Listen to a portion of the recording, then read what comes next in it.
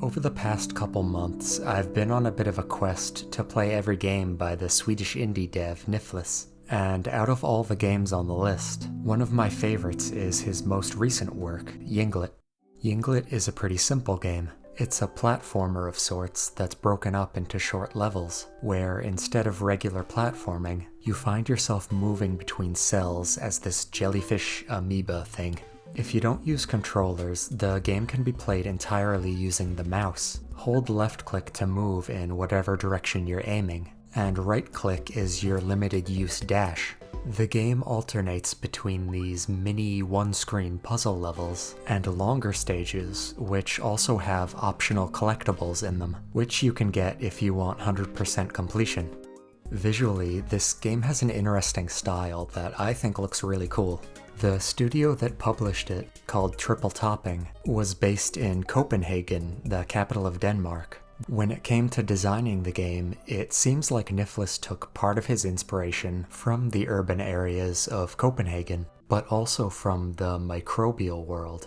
There's a visual theme of cells and growth that we see throughout Ynglet. Levels are shifting and growing new parts as you pass by. There's lots of plant life and other small amoeba-like creatures that you come across, mixed in with the city development.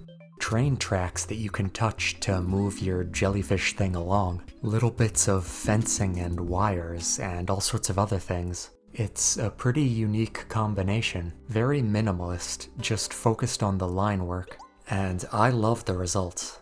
As expected from a Nifflas game, the music is great too.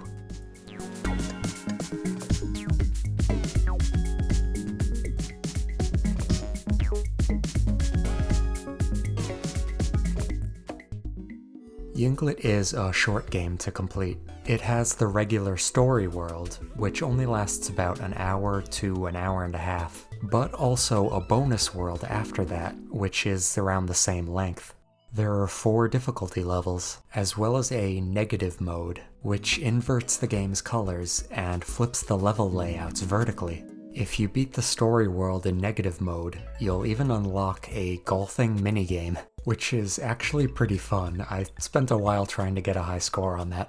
So while it is a very short game, Ynglet does have replay value. And overall, I think it has a nice, chill, kinda zen feel to it, even on the highest difficulty setting. The game respawns you immediately at a checkpoint if you fall off the map, and so it's easy to get right back into the flow of swimming between cells.